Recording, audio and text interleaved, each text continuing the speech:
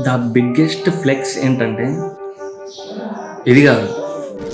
ఎప్పుడైతే నువ్వు నీ వాళ్ళ మీద డిపెండ్ అవ్వడం మానేస్తావో, నీకంటూ నువ్వు ఒకటి క్రియేట్ చేసుకుంటావు, అది ది బిగ్గెస్ట్ ఫ్లెక్స్. అంటే ఎవడో వస్తాడు, ఏదో చేస్తాడు, ఎవడు రాడు.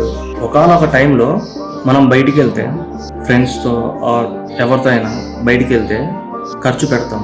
ఖర్చు పెట్టిన తర్వాత అది ఎట్లా ఉంటుందంటే మన family money, I mean father mother money. So ఎప్పుడైతే నీ మనీతో నువ్వు ఖర్చు పెడతావో అదే ద బిగ్గెస్ట్ ఫ్లెక్స్.